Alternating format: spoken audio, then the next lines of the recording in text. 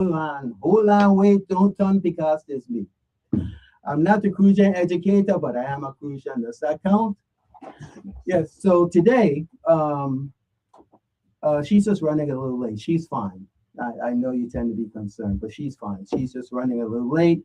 And since I am not a stranger to WSCX, I've been actually standing for her until she gets here. So she'll be here shortly.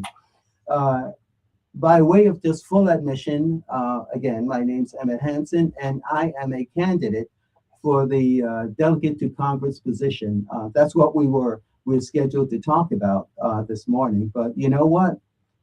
Life happens and it happens fast. Um, so I guess I'm going to take this opportunity to reintroduce myself to you. The reason why I am in this race is because I have the most experience of any other person in the race.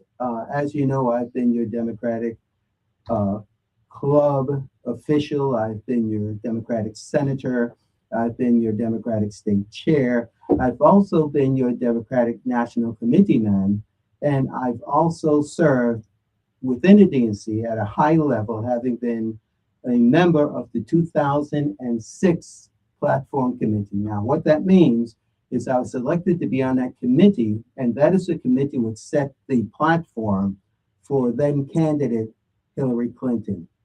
So the way it really works is that once one is elected, you go to these behind the scenes caucus meetings, and it's done here in the Virgin Islands too. So I guess it's just exposing something that should be very public and most likely is, but people just don't see where it fits in. Excuse me. So you sit behind closed doors, and it's really a working session where you ask each other, what are you bringing? How can we support you? You look at the legislation and you voice any concerns you may have or your support. So folks know that this is coming to the floor and you should be able to get it passed for the benefit of your constituency. Okay? That includes policy decisions, it includes allotments, and all of these sorts of things.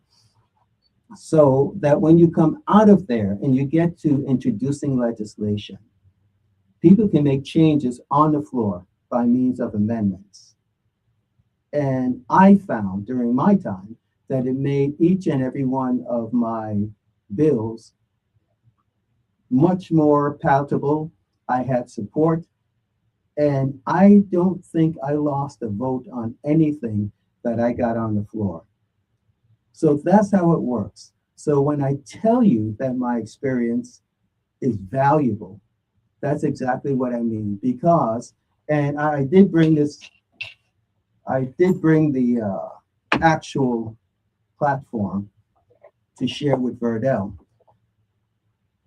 There are things in there that I was able to get into the DNC platform coming from the Virgin Islands. Now, if you look at the fact that a state like California has, I believe, 515 voting members, and you see the numbers that I was up against, I think that even without me saying it, you understand that I had to have earned the respect of my fellow members on the platform committee to be able to get anything at all in there.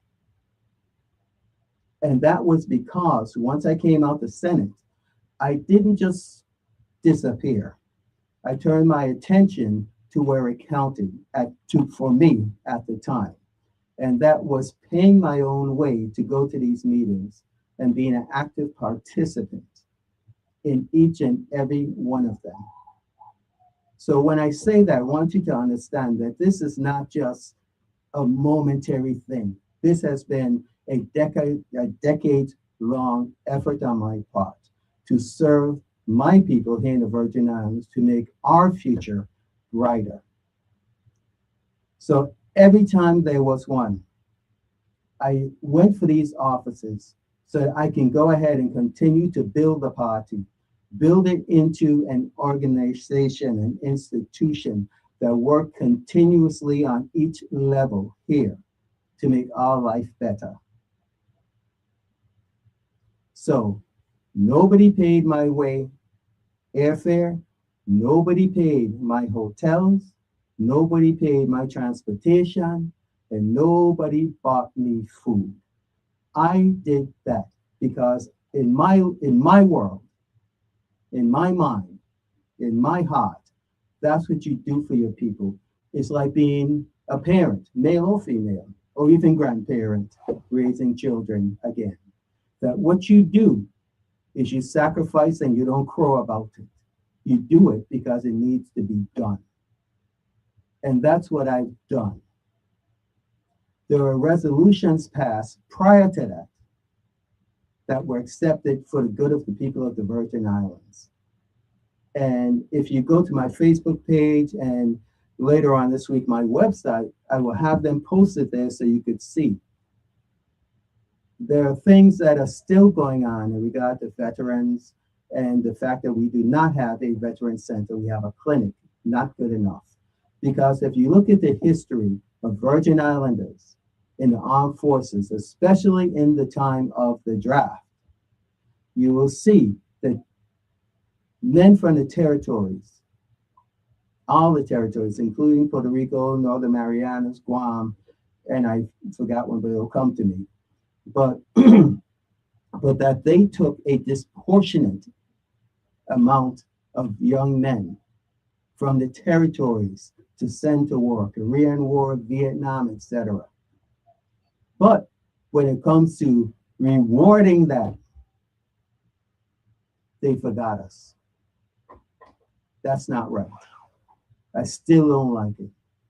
My uncle Emil, my father, passed away in the VA hospital in Puerto Rico, and that has left a deep scar, not just me, but the rest of the family, that those two men who served honorably could not go to their rest. They deserve it rest here in the Virgin Islands, surrounded by family. It's still that way. And I take that as a personal affront. It's not right. It wasn't right for my family, and it damn sure isn't right for yours either. These are the things that we need to solve. We have a severe mental health crisis here. And there are federal funds that should have taken care of this problem long ago. Bear in mind, I am not absolving any administration of the responsibility for dealing with this in a comprehensive manner. And when things happen to you medically, it's not your fault. It's not your fault. When things happen to you mentally, it's not your fault. We're not talking about people with substance abuse problems, although that may be a byproduct of the mental defect which they suffer, by which they suffer. But if your cylinders aren't firing right, that's just how God made you. And we should be able to take care of these persons. There are federal funds for that. And I mention that because I walk the streets every day, paying a bill here, buying something there, going down on the boardwalk to look at the beautiful ocean. And I see these people. I actually see them. I see some people that are brand new that I've never seen before, but I still see the same issues that they deal with. It troubles me that when it is discussed, it's discussed in terms of commerce. Why are these people here where the tourists come? No, man, you're looking at it from the wrong end of the telescope.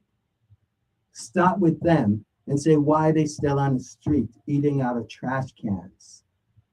Your reality is not their reality. You need to understand that first, because you have to approach this issue with compassion and not with scorn. Remember, there but for the grace of God go I. Anything can happen to anyone at any time. So we need to start dealing with these issues in a comprehensive fashion. And what I'm saying to you is that as a candidate for this position, that's where the pocketbook starts.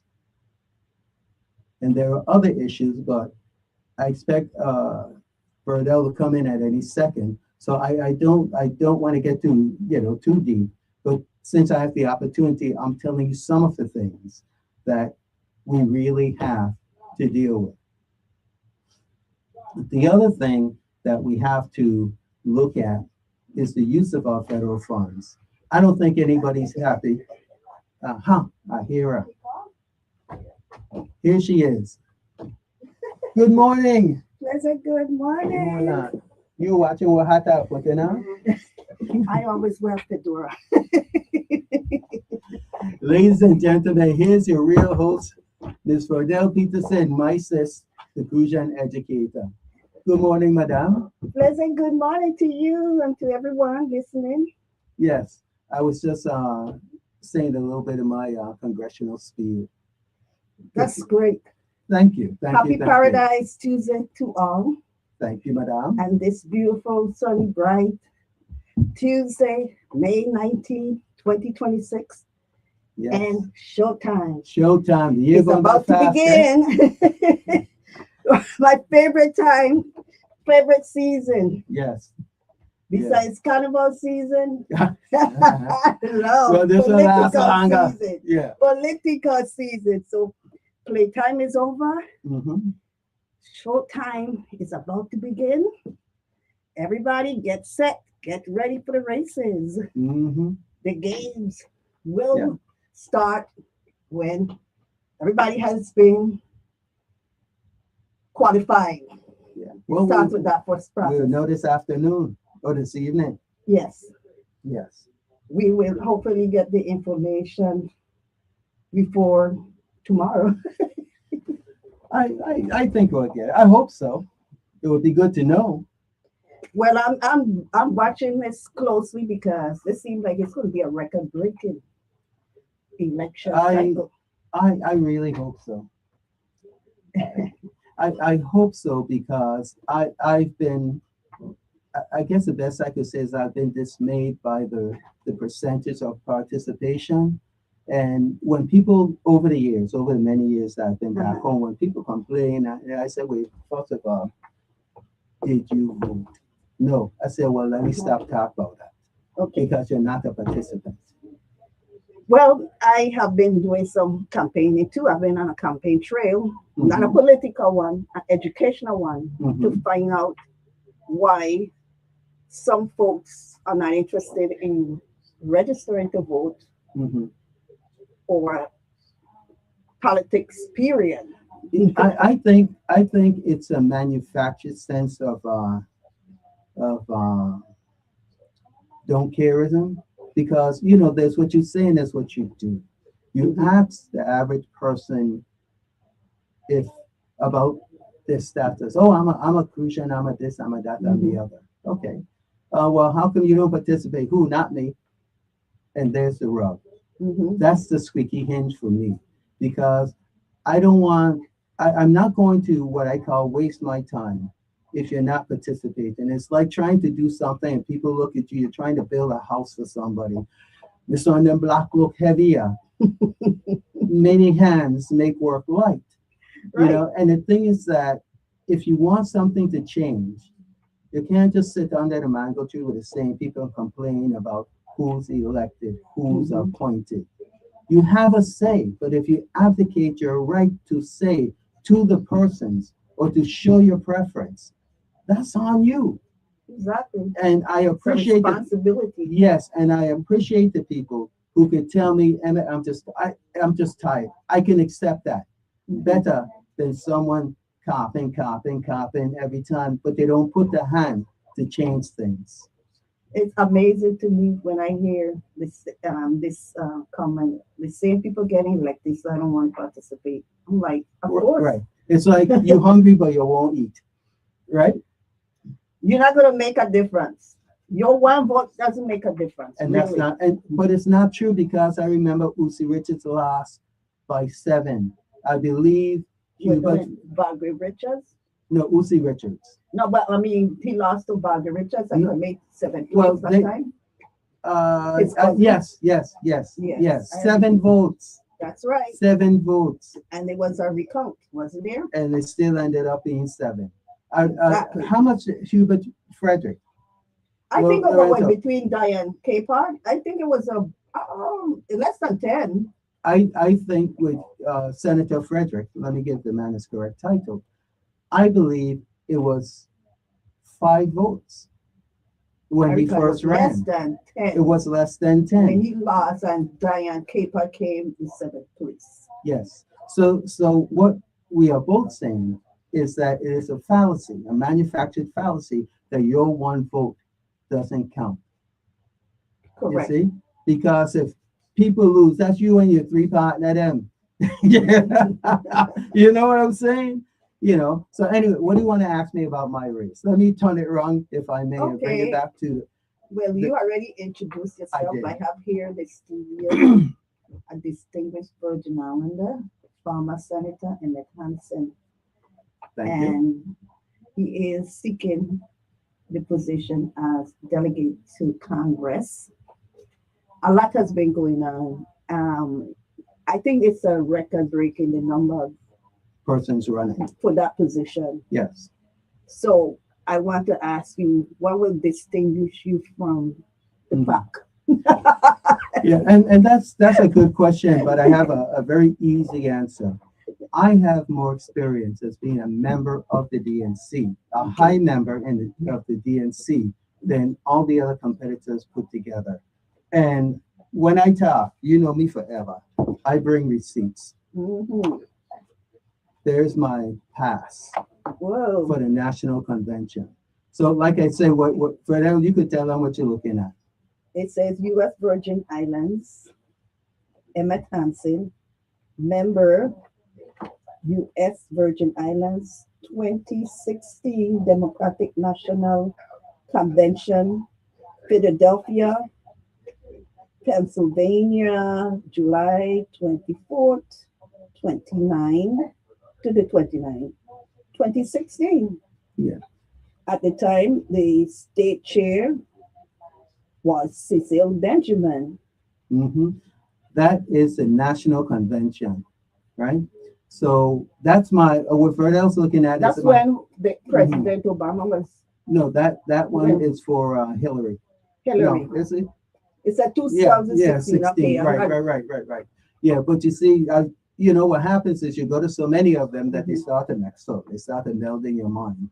And this one is for the platform committee. The platform committee of the DNC is a committee that's selected to put together the platform that the nominee will run on. Mhm. So that is probably the highest and most important committee, because all of the things that should the nominee prevail, right? Should the nominee prevail, you set the agenda for that incoming president. Okay, so I recall in 2009, Mhm.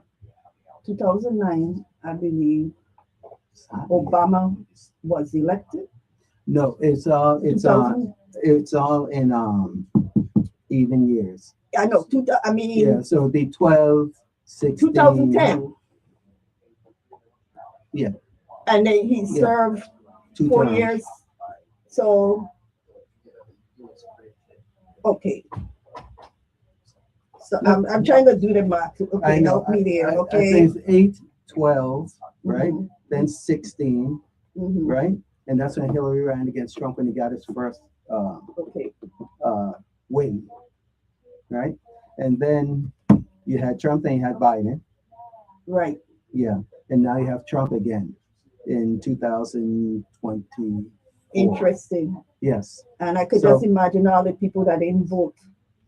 that was an issue. It's an issue nationally. Yeah. Louisiana just had an election, special election, and my friend Dr. Robert Collins, um, he works at Dillard. I know his family very well, and he's becoming quite the national figure in terms Mhm. of politics. And he reported, I believe, that only 26% of the population voted.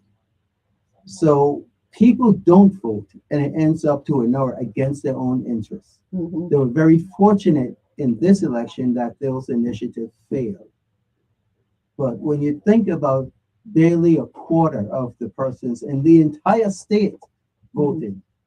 You know, Right. we need to become more engaged and more Mhm. knowledgeable about what's going on. You have to put your hand, you see? Mhm. So getting back to your original question, I brought these things so people understand that when I throw my hat in the ring, and I'm going to claim it like the preacher says, Mhm. when I'm elected, when I walk into the room, I am a known commodity.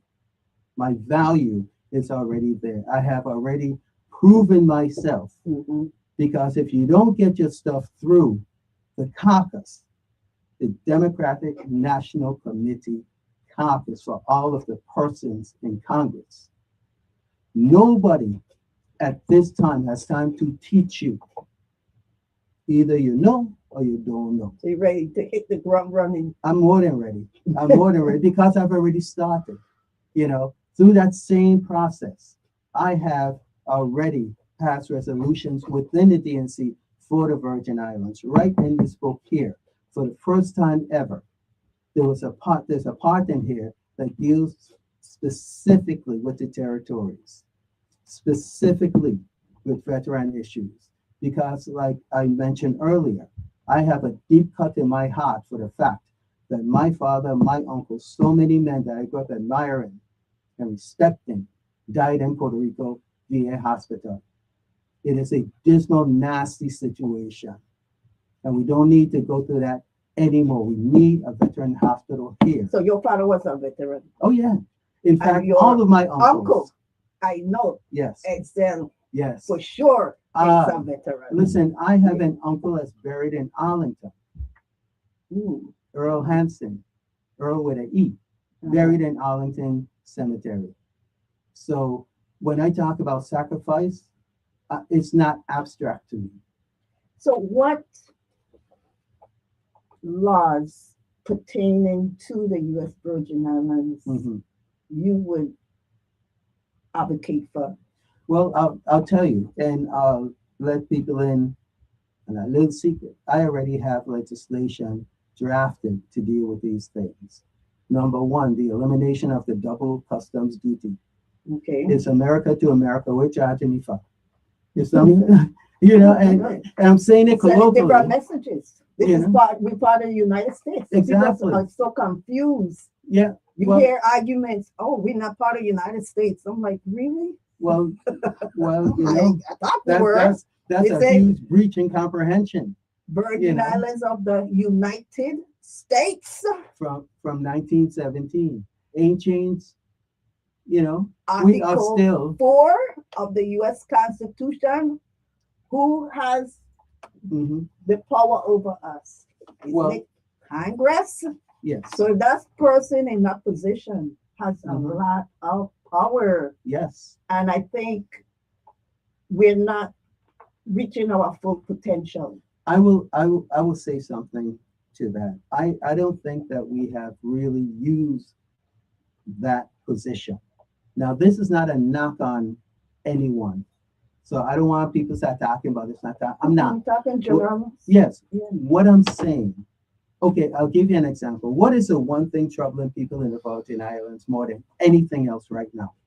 I think the high cost of living in general, Well, this is, including gasoline prices, WAPA, yeah. Well, and I agree with that. But you medical see, care. listen, let me tell you, I don't care. I have shopped around because I cheap. Okay.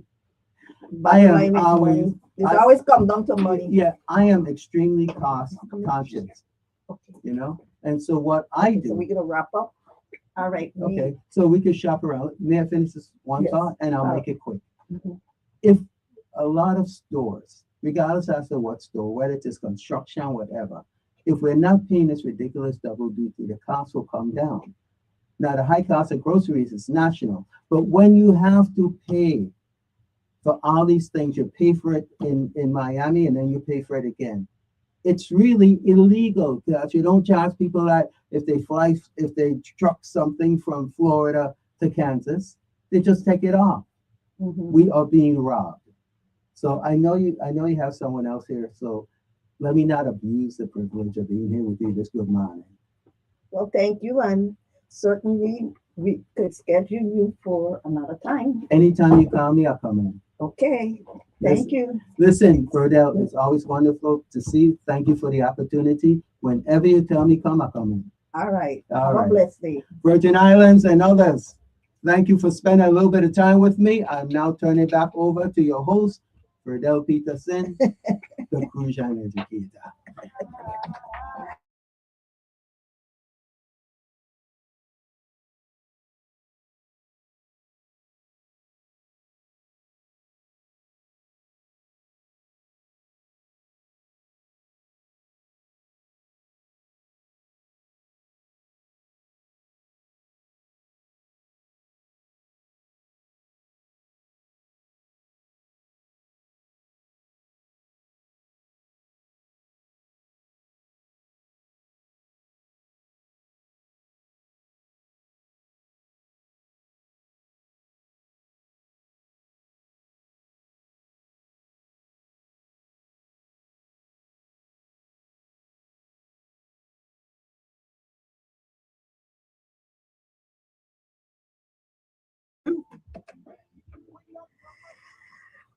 Pleasant good morning, Virgin Islands, and happy Paradise Tuesday to all on this bright sunny day in Santa Cruz. It's Tuesday, May 19th, 2026, and we are starting late. I apologize, but things happen beyond our control. Just like with the WAPA situation, a lot of things occur that's beyond the control of the Water and Power Authority.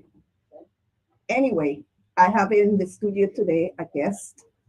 She is the communication director for WAPA, and I will let her introduce herself and speak on behalf of WAPA. Thank Welcome. you. Thank you. Good morning. Chanel Spencer, Director of Communications at WAPA.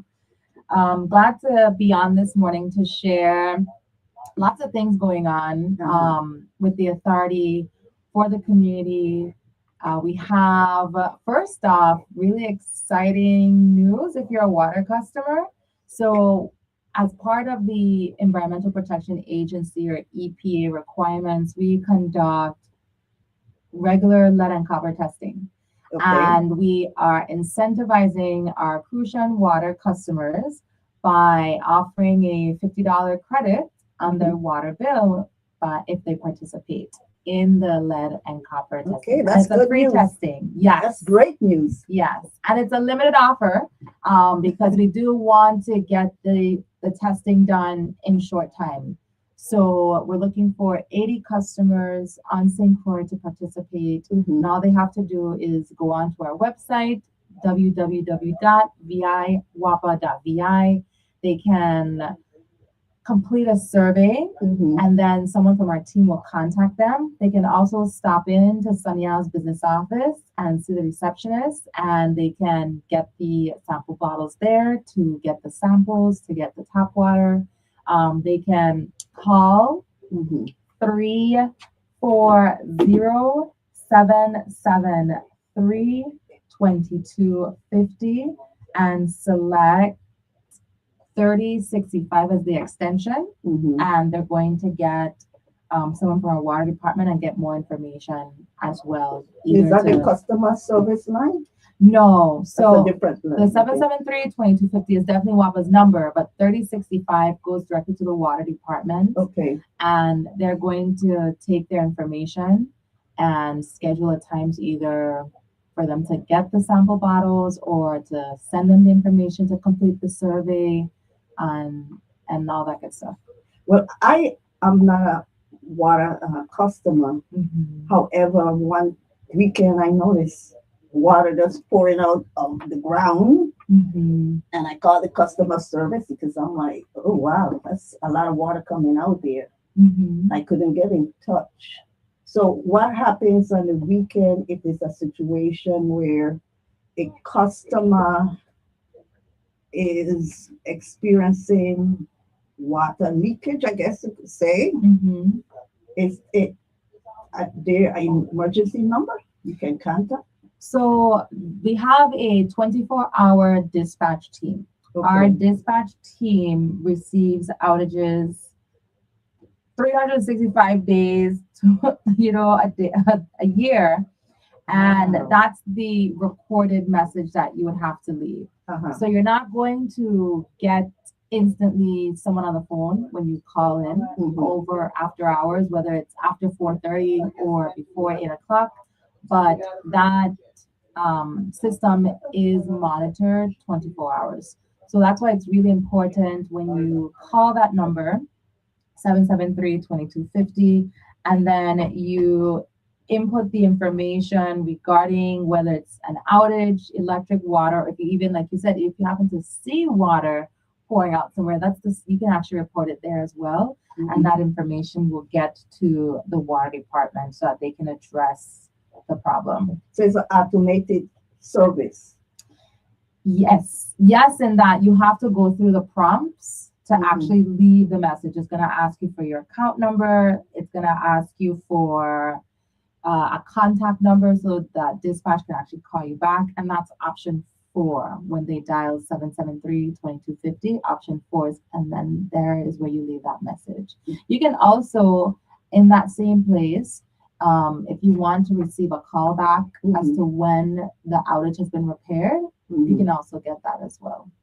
Okay, because it's my understanding in the Virgin Islands law, there is something about when you make a call to a governmental agency or office, you're expected to get live response. But WAPA is, are you After hours, you're expected to get a live I response mean, from any no, government no, agency. no, What do you mean? during the working hours? Oh, yeah. So during working hours, that's option 5 to get to customer service. You would, so that's what I'm saying. During working Mhm. hours, you will get a live response. Yes. Okay. From 7:30 to 4 p.m., you can call the same number, and option 5 is going to take you to customer service. Okay. Yes. And there is where you'll get a live response. It's after hours that you want to do option 4 Right. to leave the message. Or on the weekend, right? Yes. Because yes. that's when I was trying to call and I realized, okay, it's the weekend. Mhm. And I did see some WAPA employees on the road, and I told them, they said, they'll deal with it. They'll be Okay. aware of it. Okay. Yes. That's all true. So if it's during Monday through Friday, 7:30 a.m. to 4 p.m., and we do have 2 numbers. Both of our numbers are actually territory wide. So whether you call 773-2250 or if you call 774-3552, either customer service, no matter what island they answer from, they can support and assist you. And that's option 5. And if you happen to have or need to report an outage, whether it's water, electric, or you see, like you said, water on the road, it's the same numbers, and you select option 4, and that's when you would leave the message. And if you want someone to call you back, then you can actually leave your phone number as well. And what about addressing complaints? Because I hear on a regular basis people saying the bill that they receive is inaccurate. And so that number is significantly going down, which is really, I have to say this because we had a PSC hearing last week, and 2 years ago, we had somewhere around 40 to 60% of our customers that were being estimated. And within the last 2 years, we have installed thousands of new meters, and that number is now down to 15%. 15. Less than 15% of our customers are now being estimated. So if you happen to be now in that group, but then also some people who are sort of like residual from the past, a couple ways they can reach out to customer service and get those things resolved. The first one is via email. You can always email customer service at customer.service@viwapa.vi. So that's customer.service@viwapa.vi. And I always recommend this route because customer service actually responds within 48 hours Okay. via email. And you don't have to stand in line. You don't have to wait for somebody. And then you also have the ability to upload if you have photos, if you have documents, if you Mhm. want to share, as you would say, like your pitch as to why you believe your bill is inaccurate, whether because you were traveling and you have an airplane ticket showing that you were gone. Mhm. These are all things that can be done to get someone to either come out and reread your meter or for you to have an adjustment on your bill. And then after, of course, emailing, there is always the option to call in. Uh-huh. That's the least recommended option, not because people don't answer the phone, because we get A at lot. one point You would be- over 300 I know, calls I could a imagine. day. And it is a lot. It's a lot. And it's probably, and I've tried it, right? I've tried calling and I do get someone. Uh-huh. I've gotten the receptionist on several occasions. And then the receptionist would then transfer me to a customer service rep. But know that oftentimes there's a very extensive queue, especially at the Mhm. beginning of the month. Anytime within the beginning of the month, it's going to be a little bit longer of a wait than normal. So, with that said, then of course there's always a third option, which is to come in Uh-huh. and speak with our customer service rep directly in person. I like option one best. Yes, same here. And then you also have your record keeping, because you say, I Yes, emailed them on this documentation. day, and this is what I That's sent what I them, said. and this was the feedback they A provided me. digital footprint. Yes, yes, Okay. absolutely. And it takes you 5 minutes to put together your email, and then hopefully it takes them, like I said, within 48 hours. And by then They'll you probably respond. cool off. Then This is true. you gotta calm, stay calm. After you open the bill and you get the shock of your life, I don't think it's best to go run down to a pop and start ranting and raving. That's not the best time. Take a few breaths. Take a few breaths for sure. Where, like you said, mistakes can happen. Things Mhm. happen. As much as we're changing out the meters, there is even a longer plan in place, because we also have the new meters that are going to be coming in starting in September.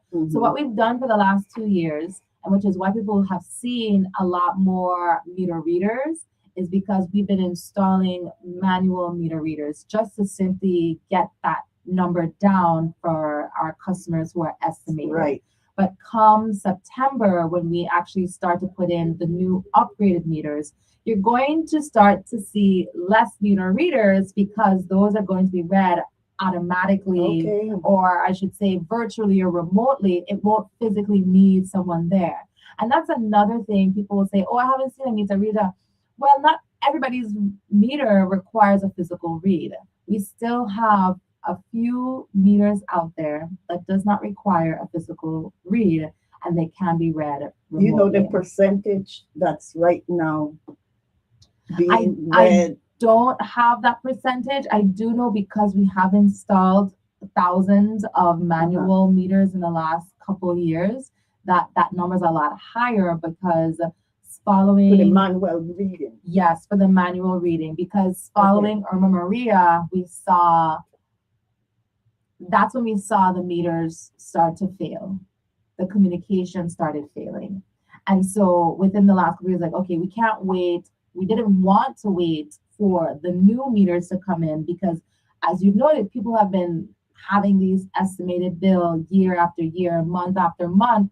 And we wanted to really nip that in the bud. So that's why we really focused on putting in the meters, so that they at minimum could have an accurate read.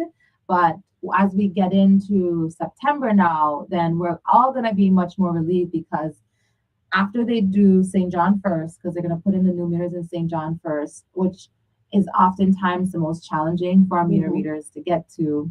And then Because of the terrain? Because of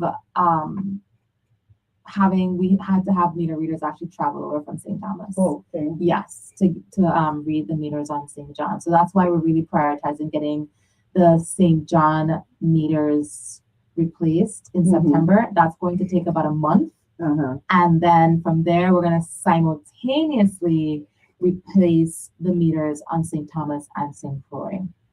Well, I know my meter was being as my cost was being estimated for several months. Was being underestimated. So I don't we know. losing money. Wapa losing Yes. money. You see what But I no, I paid Good for you. because Thank I you. thought I was like, this is interesting. I thought something was off. Yeah. I'm A like, $5 bill. it was significantly different Yeah. for a few months. I appreciate your lower, honesty. Yes. but Mm-hmm.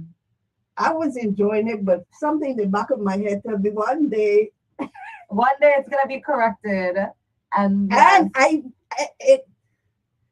What happened Mhm. when I got it? Finally, they An accurate compensated one. for the Mhm. underestimation. So you Mhm. got to clarify that too, Yeah. because I got a big bill, like 600 or something, Mhm. and Mhm. I knew, well, yeah. If you average it out, that's what I would have been paying. Yes. Yes. So I paid, but I found out this problem. Mhm. I need to keep my hedges low because Oh, it was obstructing the view of the meter. got it.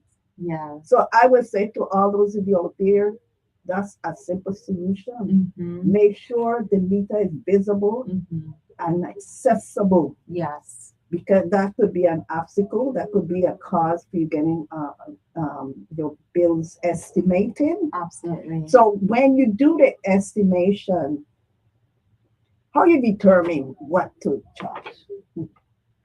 So the estimated bills are generally based on the history, the Mhm. past 6 months, and that's how they configure that number. Mine's are significantly lower. Yeah. during And the that period. can happen, which is why, like you said, at times they realize that it's being underestimated. Yes. And so then when they make the correction, it corrects it from the past Yeah. couple months. So it does happen, but like you said, a few ways Mhm. that folks can avoid estimated bills is to ensure that their meter is visible, it's accessible. I've personally heard people say, "Oh, my dog is nice." Well, for a meter reader, they don't know that your dog is nice, and they really don't want to take a risk with their 15th, house for the day. So you have to tie up your animal or your pet if they're going to be in the yard, if they have to make their way in to actually see your meter, that sort of thing. Mhm. And then we also have the lock and tag program. So if you have a gate and your meter is not near the road Mhm. and they have to enter, but your gate is locked, there are ways and options for our meter services team to actually have that access. So that's another thing that you can set up to ensure that you don't have that estimated bill, because people don't consider that, folks don't consider that when we're estimating bills, it goes both ways. Mhm. Sometimes it's an overestimation and other times it's an underestimation. So Right. we're not making or we're not charging for the consumption that you've actually had, and then it ends up being corrected, and then everybody's hurting because now you have this, like you said, $600 bill when you would have really had 100 and change over the last couple months or few Yeah. months. So that's why it's best to really nip it in the bud and provide that access and ensure that your meter can be seen by our meter readers. Okay, and elaborate on when the customer gets the bill, what you should be paying attention on your bill. What's actually it's telling you on your bill. So a few things on the bill, you want to pay attention to the time period. Mhm. So some days it's 29 days, other times it's 30 days, and those days can make a difference. So if you have a bill that's 31 days versus a 28 day, you're gonna say, "Wow, my bill went up high," but it's really just because the last month it was less days of consumption versus the current month. The other thing to pay attention to is the due date, because when that's missed, essentially you don't want to end up in a situation where you end up having to then have to pay reconnection fees. Right. And I know it happens. I get those calls because when folks get disconnected, Mhm. it does take time, depending on the type of meter that you have, Uh-huh. for your service to be reconnected. Reconnected. It's not, I walked in, I paid customer service, or I paid the cashier, and now instantly I'm gonna go home and my Okay. power's gonna be back on, because there is a system. Mhm. Once you pay your bill, then a work order is created for another department, and that other department then has to either go and manually turn on your service, or they can remotely turn on your service. And as I mentioned, because we've replaced now thousands of meters, it's more than likely it's going to be a manual reconnection. So that means a physical body has to go out to your home and now reconnect. And they receive, meter services receive those calls and work orders throughout the day. In fact, some will even restore or reconnect up until 9 p.m. because of the number of reconnections that they Okay. may have received in a day. And the other part is, let's say you go and you actually go online and pay your bill online to be reconnected. Right. Customer service is closed at 4:30. Uh-huh. And so that means that you may have to wait until the next morning, which is very, very unfortunate that you have to go through like another night without service. But it's really important that you really try to stay on top of Right. paying the bill before you get reconnected, so you don't have to go through these issues. And you do issue a late notice. Yes, there's So, also and a that- late notice that's issued as When that well. is issued, I see. And it it's tells red. It's a red. No, I hate to get them. It's like screaming at you. Yeah. And there is a flat late fee, Mhm. or does it increase the longer you take to pay? That I'd have to find out. I'm not exactly sure, but I know that if you get disconnected, it is a flat reconnection fee of $25 $25 by law. Yes, that's Mhm. it. Yeah. But I know it tells you pay on your regular bill. Mhm. It would tell you by this date you pay this amount, and then it tells you after that you pay more. It's not a lot, really, Mhm. but if you don't pay by that date, There's like a small increase. it's a small increase. But Mhm. I just was wondering, I don't know if it's something that is being considered. I just want to clarify for the audience. Mhm. Mhm. Because I'll have to in definitely some get back to you on cases, that one. in some Mhm. cases, like with loan, you got penalty and it gets stiffer the Mhm. longer it takes for you to put it in.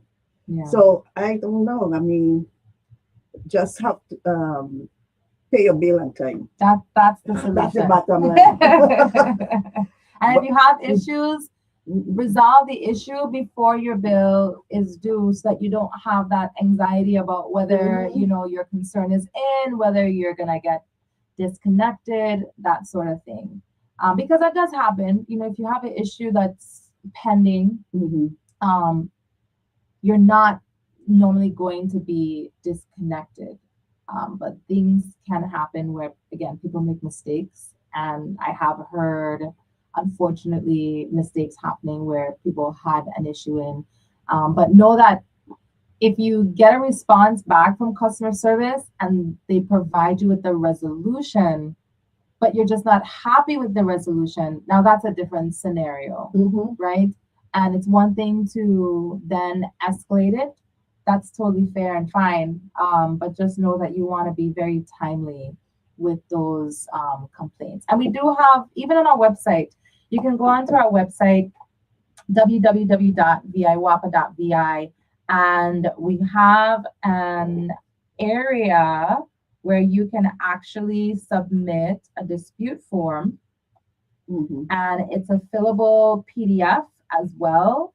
And again, that dispute form, you can email it to customer service directly and anticipate a response within that 48-hour time period.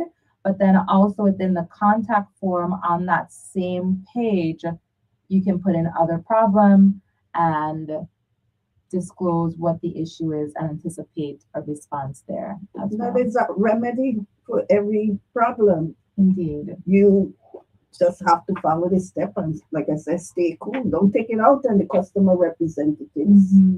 They have to do a job. And how do they get training? What's if somebody interested in applying to be a customer representative? What's the qualifications? So on our website, we also have career opportunities, which does include customer service reps. I know for sure we're hiring customer service reps in St. Thomas. I don't know if we have current openings right now on St. Croix, but we do have a very robust customer service team. We recently hired a customer service manager that oversees the customer service clerks, and then that customer service manager reports to the customer service director. And so through that chain of command, they are coming up with different systems to ensure that customer service is well trained. In fact, the new customer service manager comes from a hospitality role. So we're hoping to see, sort of a brighter customer service experience at WAPA, which would be nice. And these are lovely ladies. Our customer service ladies and gentlemen now, they are fantastic. And I understand because I've sat in that seat for a very short time in walking through the lobby. Sometimes people would stop me and say, hey, can you help me with XYZ? And I'll spend maybe 5-10 minutes. And I can tell you the amount of emotion, which is completely understandable that our customers are going through sometimes, can be very intense. And to do this, person after person after person, it really takes a lot of resilience. I do want to shout out the customer service team because they are doing a great job, but I know that they're under a lot of stress because we have customers that are unhappy, but we're working on the bigger issues like fixing the meters, like, even I would say giving people more awareness of the emails so that they can, like you said, come to the table with the reasons why versus a lot of times, coming with raw emotion, which can be very challenging to manage. But I think that with the new customer service manager and his background in hospitality, we'll start to see a shift in, how we approach our customers, because you guys we're all valuable, right? Because we're all WAPA customers, but we really want our customers to feel valuable, to feel respected, to feel appreciated, because without their business, Right, and the employees are WAPA customers. Absolutely, we all are. I've stood in the cashier line myself. So I think communication is the key to effective relationship and to prevent confrontation. You're not going to resolve an issue if you come in there tempered and taking it personal. But we understand it's hard. It's going to be hard because we're dealing with quality services or quality of life, and when either you've lost power or lost water, that can really cause some heartburn. And so I will never not justify the emotions that come in, but it's equally important to note that our customer service does a great job with managing a lot of those emotions that they see that come into the office on a daily basis. Right. Well, sympathy doesn't pay the bills, though. Indeed. I mean, yes, you have to be caring, but at the same time, WAPA is a public utility company. It provides services, and you have to pay for the electricity. I mean, I don't know why some folks think you could get it free. Yeah. What are the contributing factors to the high cost of electricity in this territory? Definitely, it would be the cost of fuel as a very high factor. We are, if not the, but one, we have to ship in all of our fuel to the territory, Mhm. and not just to one island, but to two islands, because we have the power plant on St. Thomas Mhm. and we have the power plant on St. Croix. And so we have to ship in both diesel and propane to St. Thomas and St. Croix to provide fuel for our generation units. That's going to be the number one cost that we Mhm. have, because unlike a lot of other places, transportation wise of fuel is just going to be a lot more cost effective, whereas And that's it's not the overseas. case. Exactly. Mhm. And that's not the case for us. So that's definitely the biggest one that causes the high bills. And that's why the less reliance we have on fuels, the better for the entire territory. So being able to bring online the solar farms Right. that are coming up in St. Thomas is going to be huge. We have the active solar farms on St. Croix. 3 now, right? Yes, we have 3. We have Spanish Town, we have Petronella Solar Farm, and we also have Hogansburg Solar Right. Farm. And the other piece to that is when we have the solar farms, we not only bring down the cost of fuel because we're relying less on fuel, but we're also able to take our legacy units down more often to do regular maintenance. Mhm. At one point when we didn't have the solar farm, St. Croix saw a lot more outages because our units just didn't have the capacity to have its downtime. And then on top of that, funding was challenging, more so that we weren't able to pay for the necessary tools and materials and those things to actually repair and maintain the unit. So I know in the last month we maybe had 1 or 2 outages on St. Croix, but know that it has dramatically gone down It in has. terms of number of outages because we're able to do that And the maintenance duration. and the duration. Absolutely. So the goal is, because at the end of the day, we're never going to, and this is a part that I think is hard for people to understand sometimes, because we live on an island, and 2, we don't have connection to other places. We can't tap in Mhm. to even St. Thomas and St. John. Both of our power plants are separated by 40 miles of deep water, right? Mhm. And so we are on an island independently. And so when we have an outage at the power plant, the goal is to bring back online our feeders within 20 to 30 minutes. Mhm. That's the goal, because we can't ever promise that it will never happen, because these are machines that we're dealing with. So something's going to trip, something's going to incidentally fail, but we have the backup that's needed to bring our customers back online in a short time period. And I can say, with even the solar farms, that helps us as well. So when we have these minor trips, the solar farm, the batteries that are at both Petronella and Hogansburg can kick in Mhm. and support and bring online feeders more quickly than we've seen historically. Well, this is political season, and I'm hearing all kind of grandiose ideas Yeah. about this WAPA dilemma. Yeah. What I've heard, Mm-hmm. I think they could be achieved, but as I said, communication is the key.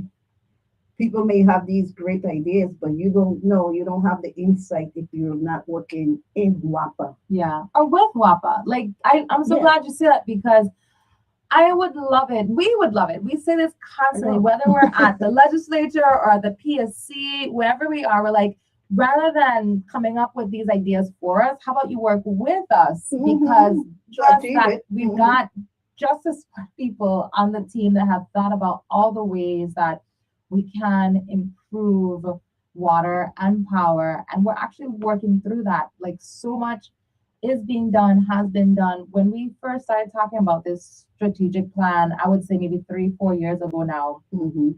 one of the few things that we talked about was getting more solar, getting a new diesel contract, getting a new propane contract, getting ownership of VTOL, a lot of that has been done, but there are still some key remaining pieces, such as replacing the older units on St. Thomas, replacing the units on St. Croix. And just last week, we announced that we have that contract now with the vendor who is going to be replacing the units on St. Thomas and doing a complete overhaul on St. Croix. We brought online 2 additional solar farms in St. Croix in the last 2 years, and now we're anticipating 2 more on St. Thomas. We actually also just got a contract for the emergency generation for St. John. Okay. So that's going to be coming online soon within the year. So a lot of things are happening, and it's hard to see when you have a month like February, where in St. Thomas, St. John, that was a rough month. That was, and then it sort of trickled into March. And I totally get it. Like, I have so much family in St. Thomas, and I had to hear the same gripes, and I'm like, I get it, guys. I absolutely do, but know that there actually has been huge progress, and we are anticipating that once we have, once we have the solar farms and we have the additional batteries and we have the new units to replace our older units at the Rana Parley Power Plant, things are gonna feel a lot better. But it took time, and it's taking time, but we're getting there. And everybody, including the Office of Disaster Recovery, FEMA, all of our partners are working so diligently because they completely understand the need to provide that relief to all of our customers. Just need to be a little bit more patient. Just a little. Light brings light. That's all I'm saying. But it's good to have ideas, discuss ideas. I prefer people doing that than to resort to demeaning public officials, vilifying them. Talk about the ideas, and like you said, how about you work together? Couple ideas I've heard. One, bring in a ship to provide nuclear power. I want, if that's feasible. The other one, I'm sure a lot have been spoken about that. Moving, not instantly, but gradually, the power plant from the St. Croix, the location in Richmond, to the South Shore. What's your thoughts on those 2 ideas? So I think the biggest goal is diversity, right? It's how can we not have all of our eggs in one basket? And I think people feel right now, because all of power plant is in one place, which is at Richmond. And it's not definitely above my pay rate, right? But my personal thoughts are, when it comes to diversifying, I think it's more about like, how can we spread out where we source our power? So if there's an issue at one plant, then we can tap into another plant. If another plant needs to support the other plant, so it's kind of like we're creating our own connectivity on the island versus having just one. And that also ties into the solar farms. That's literally what the solar farms are doing. It's diversifying our energy sources. So when we have an issue at the power plant, then there's source of power at the solar farm. And then add to that the batteries. So now you not only have the solar farm, but you have the battery energy storage systems, or the BESS, that's also providing supplemental power. And so if we have a secondary location similar to the power plant in Richmond,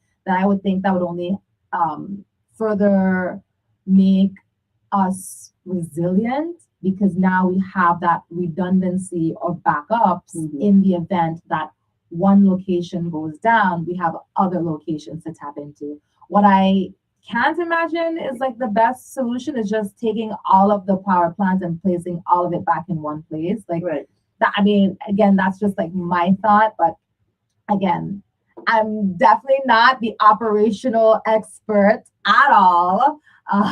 Definitely more expert on providing that information and sharing it with the community when it comes out. But I can say that leadership is absolutely considering where and how they diversify our energy sources. Because when we talk about upgrading or modernizing the energy on St. Croix, we are absolutely looking at all the options. We're not just looking at, okay, let's just put 2 more units inside of the Richmond plant, but they're looking at what else exists out there. And these are the conversations that they're having with the contractor, the conversations that they're having with FEMA and other partners here on island, both in the private sector, because people think we're afraid of that. We're not afraid of public-private partnerships. That's exactly what exists with Seven Seas. Right, with the water Exactly, supply, exactly. Right?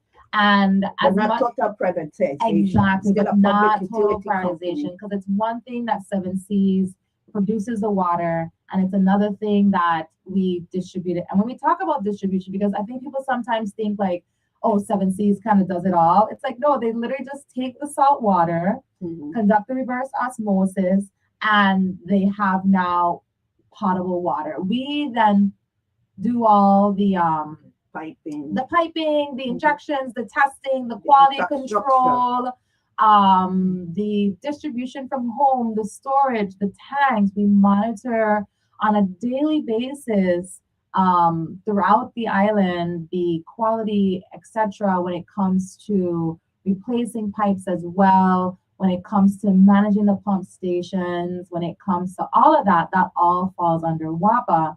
And our team does a incredible job, considering that we have a very aged system, which is also why I'm really looking forward to hopefully sharing some good news in the next couple of weeks about the, as we call it, the horizontal bundle project, which is replacing all of St. Croix's water distribution system. Wow. And that's going to be huge. Ambitious. Yes, it is. It's literally, and I had this number at one point, but it's hundreds of miles of pipes. Wow. Hundreds of miles. And so that's going to be huge. And that's on top of the work that the water rehabilitation group does right now. Like right now, through EPA funds, through Department of Planning and Natural Resources, we have rehabilitated Hannah's Rest, Clifton Hill, Campo Rico. And these have been sort of like pocket fixtures. Same thing that we're doing on St. Thomas with Mahogany Estate. And there's another one with a hill that escapes me in this exact moment. But those smaller projects are equally important. But I think what people are most looking forward to is when we actually do all of St. Croix, nuts to bolts, so that we can have a brand new system. But that's going to take years.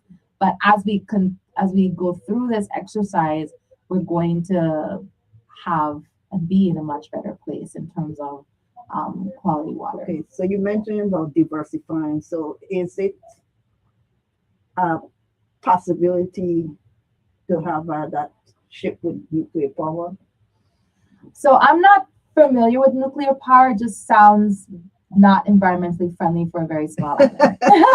I mean, I've definitely heard like wave power and, finding ways we can utilize water, wind and electricity, coastline. Yeah, there's a lot of, I think, more environmentally friendly ways. And I'm definitely, as they would say, like crunchy or granola mom. Like I'm all for protecting our natural resources.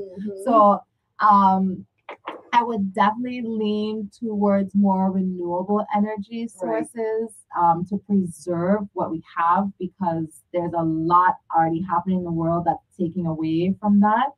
So I think it's important that we always look at what's best for us, because what's best for somebody else in the middle of, like a desert or a prairie may not be what's best for us in our 3 small islands in the middle of the and most of us don't Caribbean. think beyond 20 years. But we could use the imagination. I don't expect what we have today will be the same a century from now. Absolutely not. I think, who is it? I don't know if I can say this on radio. Some countries out there, they plan 100 years out in advance. And here locally, I know we even have Vision 2040, which is a 20-year economic plan or vision for the territory. And that all includes, how we look at our energy sources, how we look at our infrastructure, how we're looking at developing the people to support that infrastructure.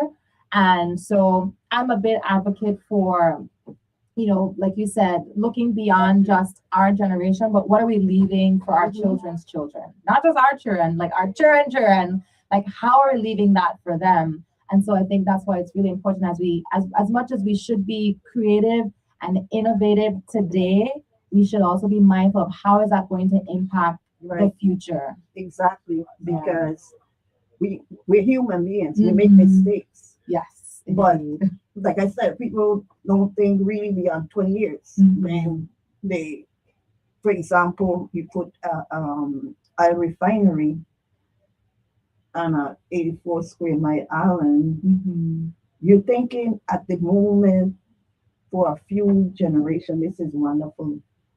But we don't think beyond for the future generation what will happen. But each era, you have new challenges. Yes. So I think WAPA representatives are doing the best they can. That's just my opinion. But unfortunately, people take it personal, they vilify. Yeah. And what can you say to the frustrated customers?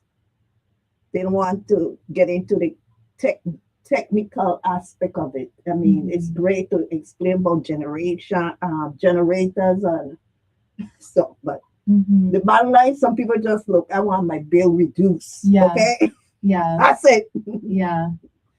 So as much as we live on these small islands, we're still part of the global world, right? In that what happens regarding fuel impacts us in a great way. And we experienced this a few years back when fuel prices went up. And we all saw it. We saw it everywhere because it started at the gas tank. But what did not change was the LEAC and price or base of our WAPA bills.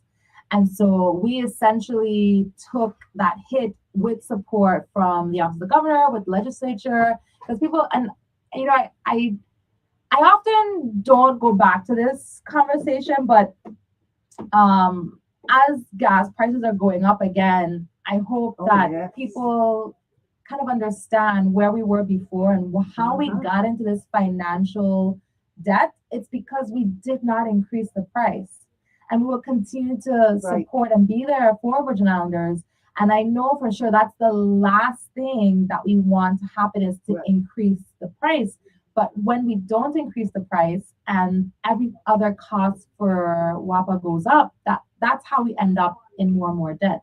That's how we end up not being able to pay our vendors. That's how we end up not being able to pay for fuel. We are not in that situation. We are still in a situation where we're catching up on paying more of our vendors. We're still able, because we have new contracts, we're able to bring down the pricing for transportation, for the fuel. So we're still in a good place and we're still progressing in a good place or from a good place.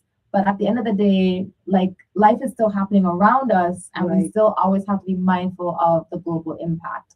And so all I can say is, with that said, I hope that there's somewhat, like you said, like compassion in all the things that we're managing to ensure that we get to the place where we can hopefully bring down the price again.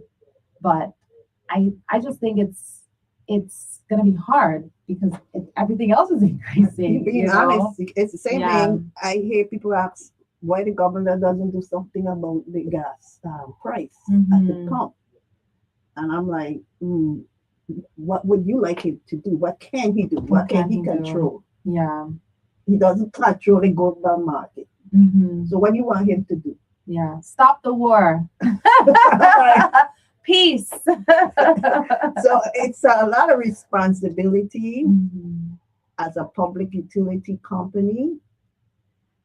And we're in a unique situation. This is, like you say, it's that you have actually 4 main islands that you have to supply Yes. electricity to, Mm-hmm. so each surrounded by waters. Mm-hmm. Whereas in our state, people want, well, they compare us to, like, say, New York. Mm-hmm. Probably once in somebody's lifetime, or maybe in how long they had a blackout. Mm-hmm. How come they will compare? Mm-hmm. I'm like, you gotta look at all the different factors. Yeah, they can tap into Jersey, like all the so many different, not just state-wise, but there's also several types of companies and that provide power up there that they can tap into in the event. And this could be states away that they're interconnected, and we just don't have that interconnection because, like you said, we're all surrounded by water on each of our 4 islands. And so we don't have that capacity at this time, with the exception, of course, of St. Thomas and St. John and Wata Island being connected, but it's still from one power plant based on St. Thomas.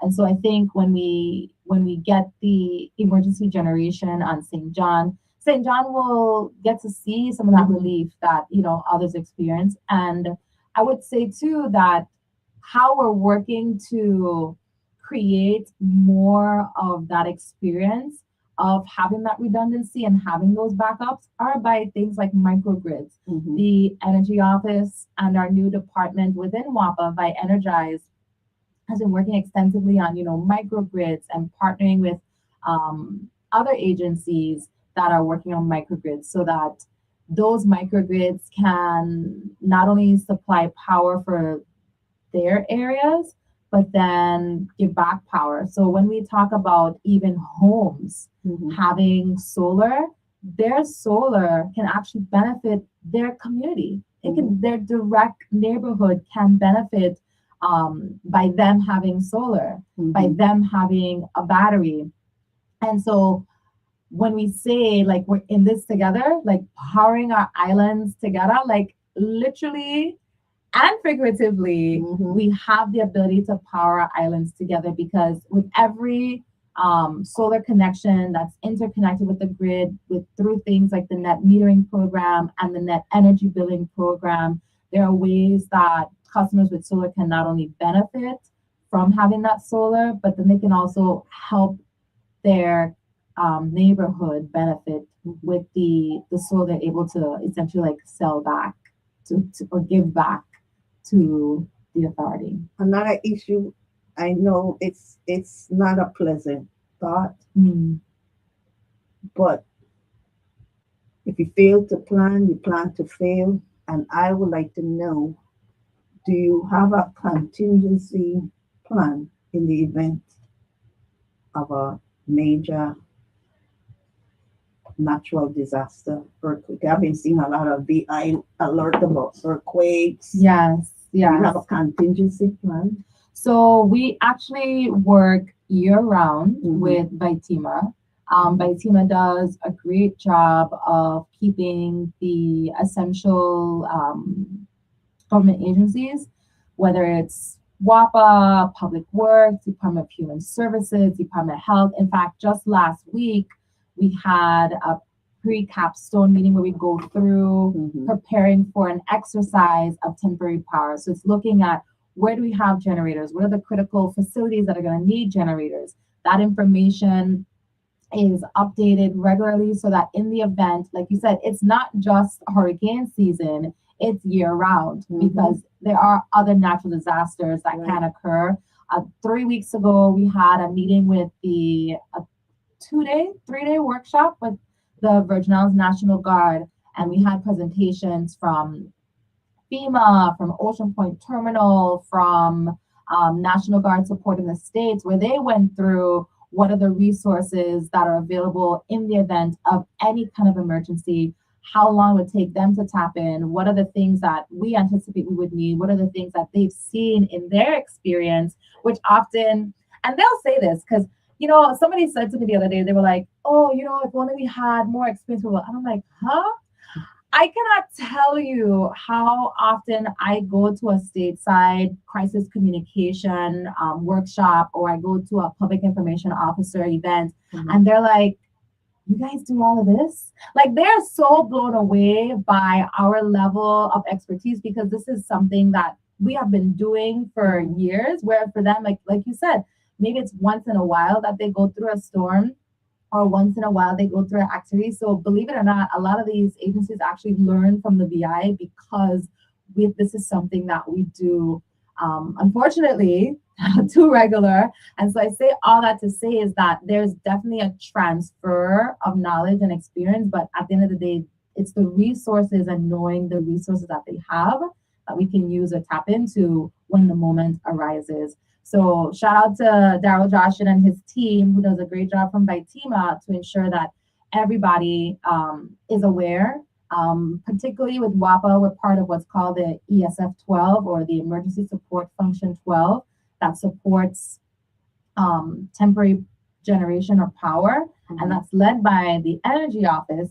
That it also includes Public Works, as I mentioned, some other VIPD. They all participate in this exercise. So when something does occur, we already have a plan in place. We have an incident commander at WAPA that manages those internal plans as well for us, so that like I said, if something does occur, that everybody is prepared to activate. Well, everybody needs to take personal responsibility.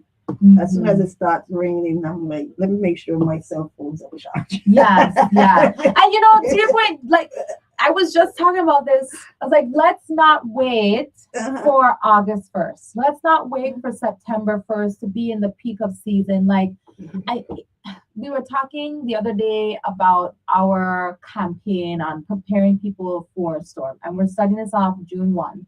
And part of that campaign is if we have to go through extended periods of power because of a major storm, etc., we may have some impact to our water. Yeah. So don't look to go fill up buckets on September 12th saying, because then you make the situation even worse because of low inventory, right?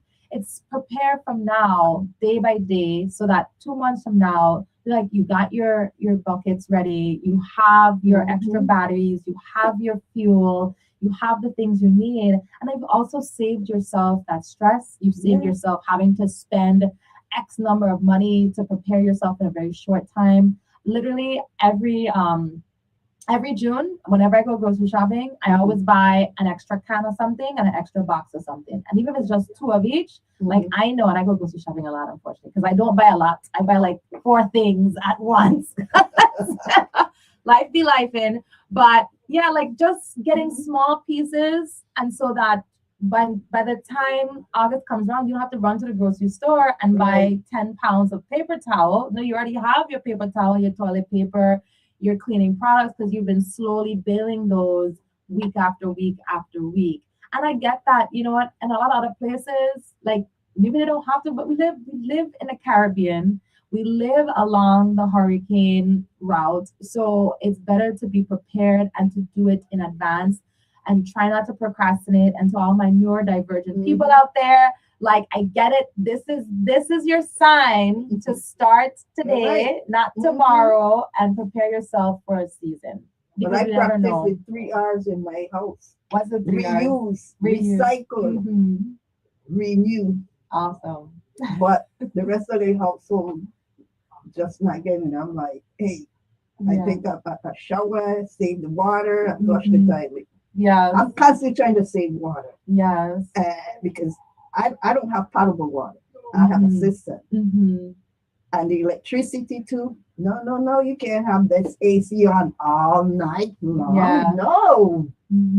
So I'm very conservative when it comes to using electricity. But I wish others would practice it. I think we all overall will save. So, but I'm glad you brought up conservation, because conservation and our consumption is definitely a cultural thing. There was a movie the other day and the guy was like, what do you mean you guys keep your water heaters running? Like, it's very common in other places of the world to turn off their water heater when they're gone. And people even here have said, oh yeah, that's something I do. But then other people are like, huh? So being both American and Caribbean, I Mhm. think we're influenced in a lot of American ways sometimes. And Americans aren't known for being very conservative. Mhm. But growing up Caribbean with Caribbean parents and grandmothers and grandfathers, it was like, yes, you leave the room, you turn off the fan, you turn off the light. And even if you have, like AC, it's just being moderate with your Mhm. AC, like having your AC at 75, 74, not at 60. Like this is not New York. This is not the I'm trying to winter get that message time. across the rest of You the you do household. not need a thick fluffy blanket at night. I would tell my children the same thing, like, oh my gosh, like you do not need this thick blanket. You will be a-okay. I remember sleeping with a sheet growing up. Like I you still just have sleep to with a sweat it sheet. out. I don't know. I like being in a cocoon. I don't just make a cocoon out of my sheet. Yeah. That's how I like to sleep. But just being moderate with our consumption, it's not just good for us in terms of managing your bill, but it's also good for the planet. And so small things like turning off the water when you're showering, like some people just run in the water when they're showering, run in the water when they're washing dishes. Like I remember growing up, and even now, we had this event at one of the schools recently talking about when you're washing fruit, you get a bowl, you fill that bowl with water, and you wash your fruit. You don't just run the water for this one little apple or one little mango. You Things get a like that. bowl. Yeah, And exactly. then You get a water the plants. exactly, and with then it. use that water, and we use that water for the plants outside, inside. And so there are definitely small steps that we can all take to be conservative, especially as we're just being mindful of our natural resources. And what about turning off the switch for the water heater? That actually saves you money. It does. And if you have one of those that's just running all the time, Mhm. yeah. Same thing for like unplugging electronic devices. It's called phantom power. So if you, and especially now we have so many smart devices. So not only for older devices, but now smart devices like smart TVs, smart couches, smart speakers, all these smart microwaves, they're all pulling power even when they're not in use. So when we leave for the day, like that's an exercise. Everybody's going through the house and they're unplugging the thing that they're not using. And my husband always gets on me because he's like, even the charger, Chanel. And I'm like, yes, even the charger for your phone is pulling power by simply being plugged into the wall. And he does get annoyed because that means like every time he leaves the room, he has to come back and like plug it in. But normally just like when you leave for the day, you're going out for work, you're taking the tram to school, you're not going to be home for 8 hours or whatnot. Like it's a good practice to unplug these devices. And even more so if you have smart devices, because then now they're just like looking for Wi-Fi, they're looking for the internet, they're looking for, because that's just what's happening because they're always essentially on. Well, see, this is what I'm saying. Can you imagine the future with these kind of smart devices where you just it's such a way that it could be programmed that only when you actually need to use Yeah. it comes on. Because I bought a new TV and I hardly ever used it, and it had some little streak in it, and when I took it back they said it's Wapa casa with some Lord. voltage. Yeah. And So next topic, get surge protectors for your big item devices. So that's your fridge, your stove and oven, your dishwasher, if you have one. What's it called? I meant to say a washer and dryer. That's a lot more common. A washer and dryer and your TV. And then even I would say your computer. The 5 things, right? You can put surge protectors there. I'm gonna give a shout out because Quality Electric did donate to us for Ag Fair surge protectors that we were able to give away to the participants that came to our booth. But they have surge protectors that you can put. And people say, "Oh, the surge protector broke." It's like, yeah, your surge protector costs $20. Your TV costs $700. It's better to replace a $20 surge protector, which means it's working because your TV is not damaged, or your fridge is, still operating, your dishwasher, all these things, by simply purchasing. And I think there's some out there as little as like $15. Now you can go higher, right? So there are some surge protectors that you can put on your home. That was one of the bigger prizes that we gave away. Now that surge protector, that'll probably run you closer to like $60. And in some cases, it can be as much as $200 to $300. And those, now you don't have to have individual surge protectors. It literally connects at the meter box, and so now you're protecting your entire home from that one place. So there are a lot of options. And one of the things that, and Theo and I have spoken about this, so I don't feel like I'm letting the cat out the bag in any way, but through the By Energize department at WAPA, we are looking at how we can provide some of these resources to the community, because people may not even be aware that they're available here locally. We have many or several local options where you can get surge protectors to protect your high-priced items, because it can happen, and it does happen. And if you can show that, this has happened as a cause by WAPA, then there are ways that you can get that, like you can get a claim for that as well. Well, I noticed even with a surge protector, two things I don't operate the same time. That's air fryer, grill, and a microwave, because it's a problem. It would trip. It would trip the So that sounds like an internal electrical Yes, I believe it is. issue. Yeah. So I just say, look, if I'm going to turn on the microwave, I'm not operating the grill. Yeah. Because I notice it. Well, you should definitely get that checked out by an electrician. Because yes. you wanna be safe first. Absolutely. Because let's say you're not there and somebody decide like, oh, I'm gonna be cooking up a storm, and they decide to do all these three things at once. Fortunately, like you said, if it trips, then that mechanism is there. But you definitely want to get it corrected so that there isn't a long-term issue. And is it sometimes the fault of the customer when they have the problem? Yes. That they need maybe to get somebody to look at the wiring. And our team, when they go out and they do recognize that it is an issue on the customer side, then they would let them know that you do need to get an electrician to come out and personally check out your electrical work and see what's going on. Well, we got a lot of time. I'm like, wow. So I think we cover a lot of topics.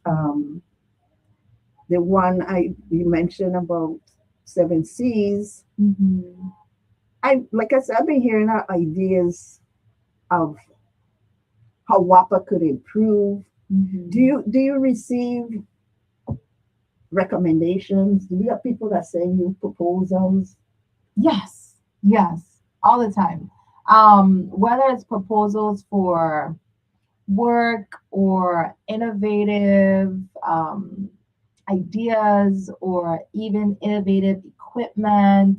And and they usually come through our communications email. And I'll send those to the operating officers, whether it's on the water side, electric side, said, hey, this may be something you want to look into. Hey, like I never just like drop them off the plan. You know what I mean? Like we pass those along. And sometimes those actually become real conversations with these vendors because they may have solutions that we need. We are always looking for ways to modernize.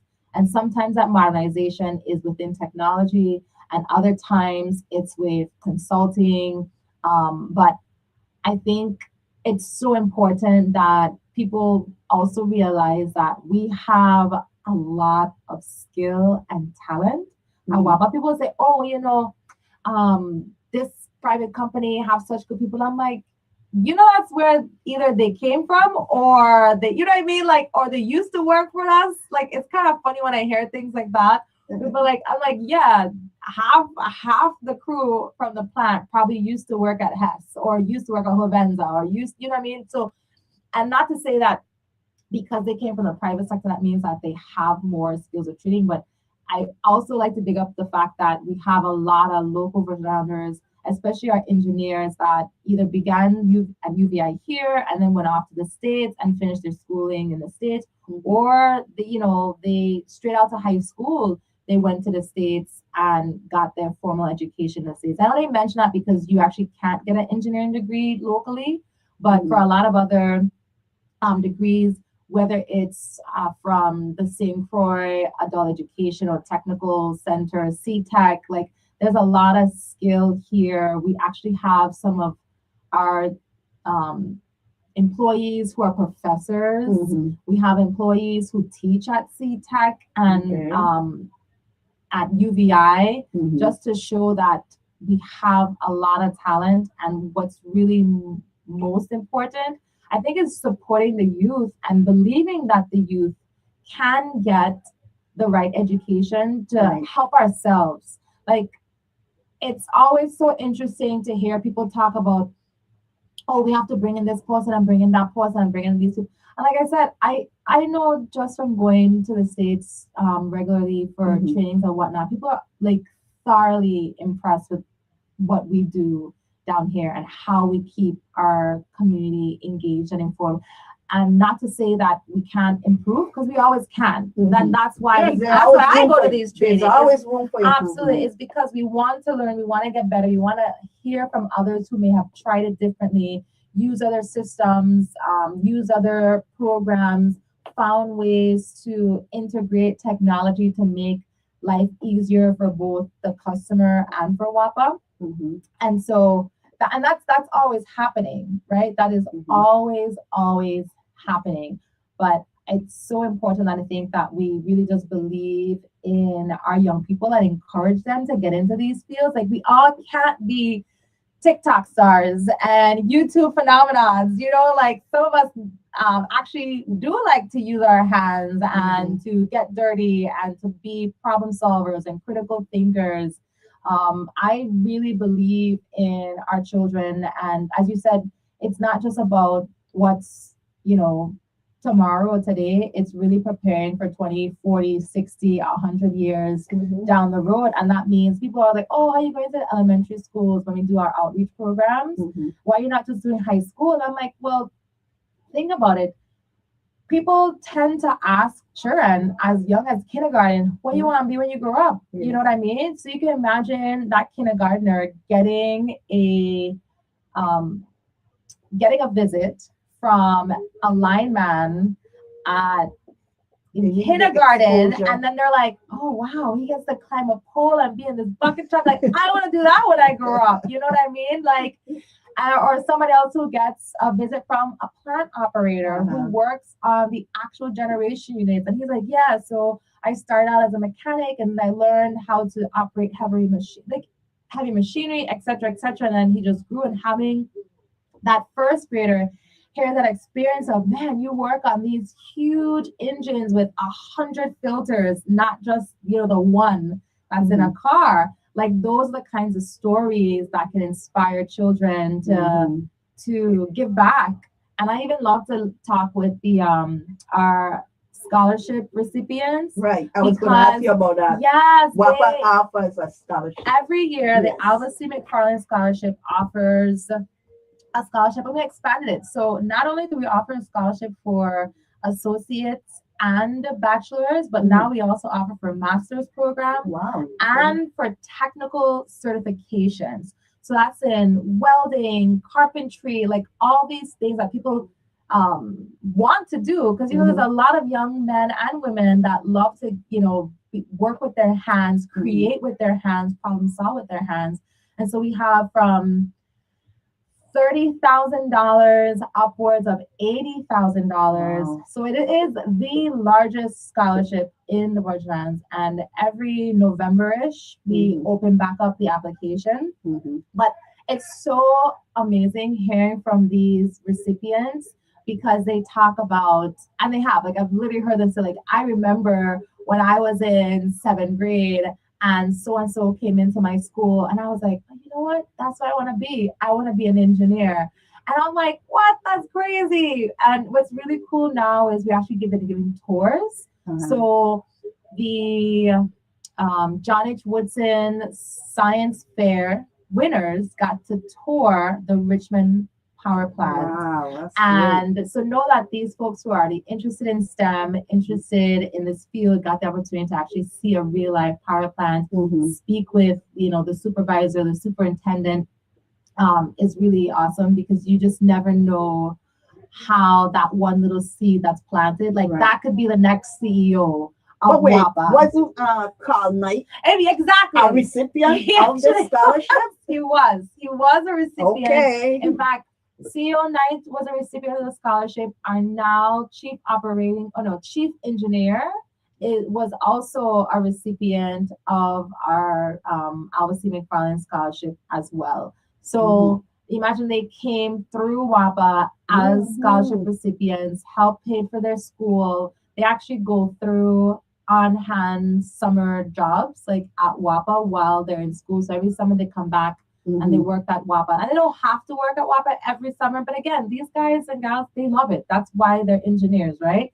And what's really cool now too is they get to both experience the water side and the electric side. So at one point they kind of had to choose one, but how they've set up the engineering apprenticeship program is engineers have the opportunity to work within water and they have an opportunity to work within electric. And then on top of that, because our team has such great relationships, they'll even take them to the sites for the private sector. They'll take them to public works projects because public works has engineers that they have on their team as well. So they're really getting like a breadth of experience to see like, what is it that I really want to do? Whether, because some of these engineers, they sometimes go in saying, I want to be a mechanical engineer, but then they have exposure like, well, maybe I want to be a civil engineer, So, and it's funny how I've had enough interviews with some of our engineers that I know, like, so mechanical engineers, they like to work with machinery. They like to work with the pumping stations.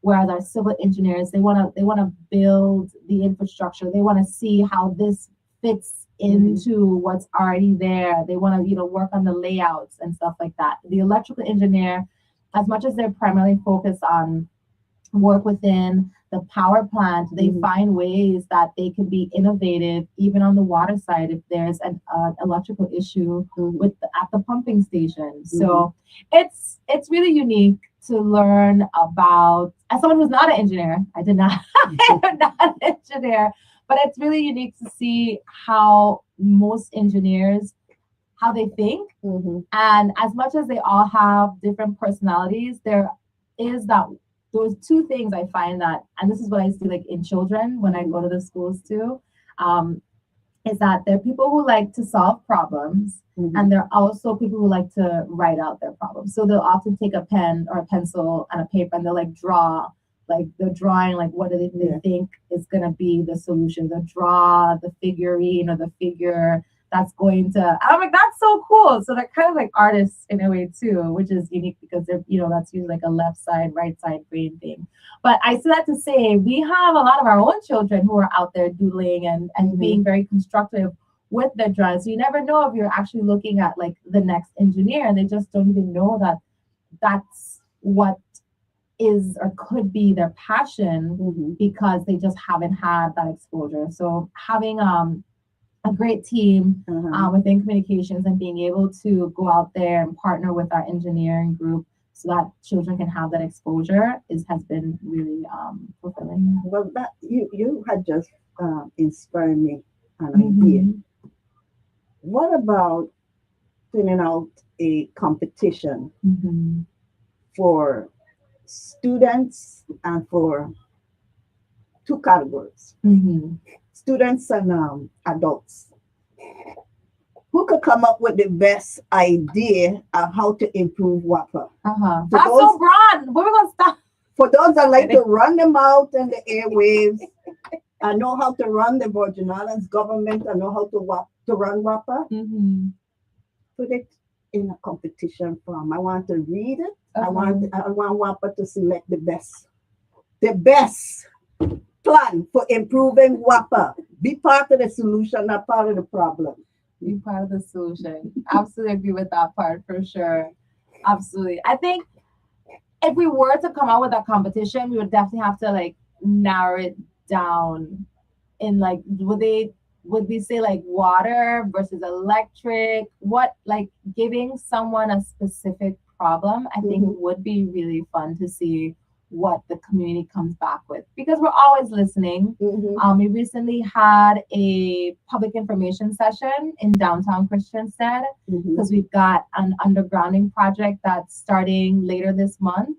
And it was really good to hear because as much as we're out there, it's good to hear what the downtown businesses and residents were also seeing and have also experienced. So they talked about, okay, so what are we doing with the fact that when we have this underground work, so we put in the electrical system underground, how do we prevent water from getting into the manholes?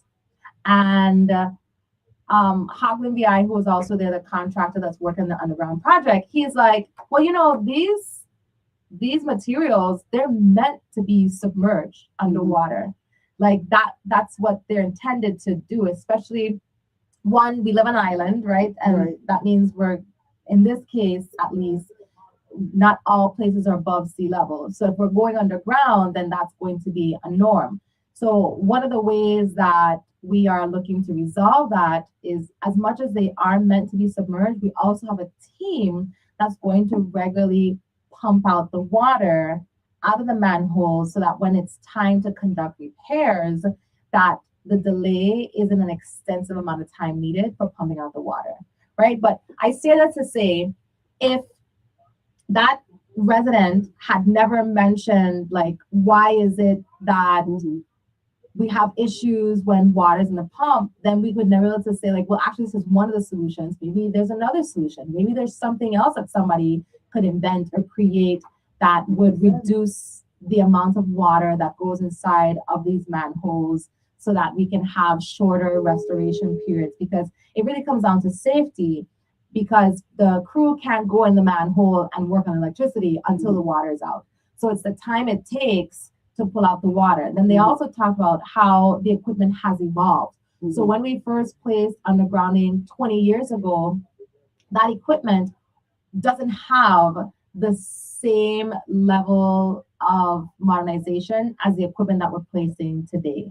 So now we're having to look for alternate solutions for the undergrounding that we placed 20 years ago in downtown Christian versus the undergrounding that we're doing today. Same thing for the trenching. They've totally revolutionized the way that they trench, the amount of space that they need to trench, how we even track the existing infrastructure, like all of that, all of those things would be possible challenges for the community to come up with as to like what we could do. And I can imagine like it also be like fun things that children come back with, like get a dragon and the dragon will suck the, you never know. I want to hear what's in their imagination. I know. But how do you get from the power plant, you get power to St. John and to Water Island? So through underwater submarine cables. That's how we get water there. Because I'm sure that's the kind of thing the children would be wondering. If you spark that interest in them, really, how does it work? I mean, we take it for granted. Absolutely. And it was a huge undertaking when we first did the submarine cables and the amount of safety mechanisms that are in place to even place a submarine cable like that underwater, within the water.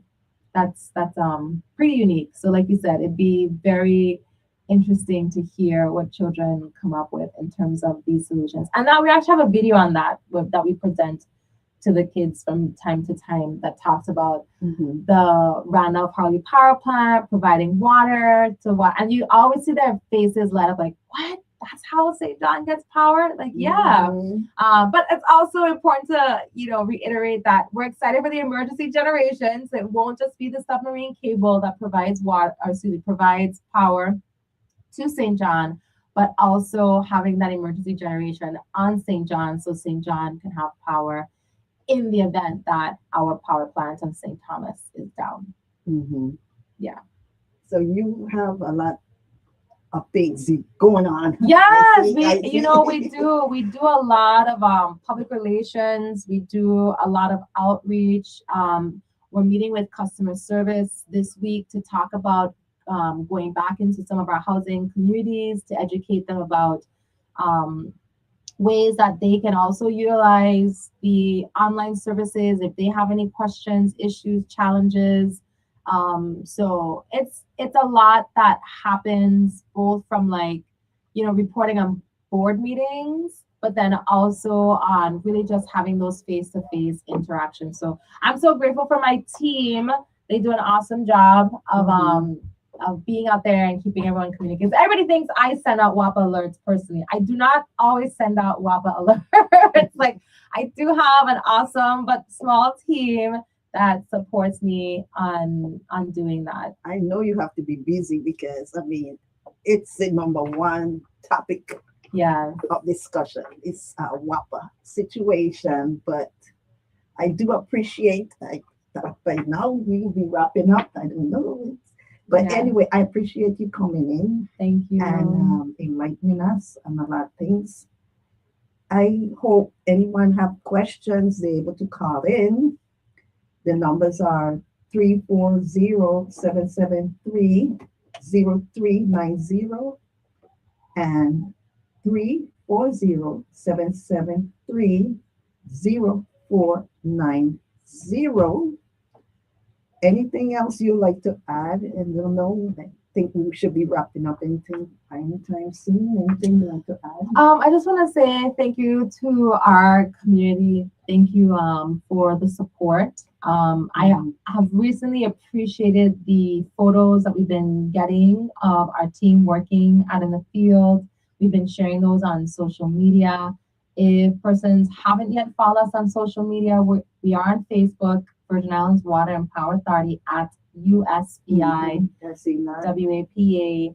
Also, folks can find us on Instagram, on Twitter, as well as on YouTube, and of course on our website. And then most importantly, as we are coming up towards hurricane season, please sign up for WAPA alerts. We send not only current outages, but we send scheduled outages. So we have a lot of projects that are coming on board. And some of those projects will require some temporary scheduled outages. And we try to send them out 48 to 72 hours in advance so you can prepare for those outages. And so they can go on our website, viwapa.vi. And if they're getting Vitima's alerts through the Everbridge app, they can actually go to the Everbridge app and just look up WAPA. And on the Everbridge app, they'll also be able to add our alerts. They can choose which island, they can choose whether they want water and or electric, and they can choose whether they want to receive those texts or those messages via text, via email, or via voice message. So please sign up and stay tuned on official channels, not the non-official ones, because those are funny out there. As much as they're funny, that's not us. Stay on our official channels. And then because we are offering this $50 credit, I think it's just so important for the elderly to know and for everybody to know, we will never call and ask for financial information. Do not give out your financial information. If anybody does call you, no. So for the 80, we are, it's ending May 31st. And so I anticipate that we'll continue to try and collect that 80, but we just want to get it through the 31st. Now, will we repeat the program? It's highly likely that we will repeat the program because, as I mentioned, EPA does require us to do this testing every 6 months. And so at some point this may be extended, but even with the program, this is a free lead and copper testing, and this is a $50 credit that goes on your bill. You're not going to get a check or a cash or any of that. It's going to go on your bill where you get the credit. And the lead and copper testing is free. You do not have to pay any money for this free water You have testing. nothing to lose. Exactly, absolutely. And so thank you to the men and women at WAPA. Thank you for all you do day in, day out. You are much appreciated. And that's it for me. I'm Chanel Spencer, Director of Communications. Thanks for being here. I'll Thank continue until Josh Tell ends you this program. You have a blessed afternoon. Same to you. Thank you. So I'm still here now, and you're listening to 970 AM on your radio dial. The show also streams live on Facebook, and it's recorded. So you can get the information if you have missed some of it. And I encourage you to join Virgin Islands Affairs Forum, which is a Facebook group. If you wish to immerse yourself politically, historically, educationally, culturally, and socially in the affairs of the U.S. Virgin Islands. Thanks for listening. Live, listen, learn, love, and levitate.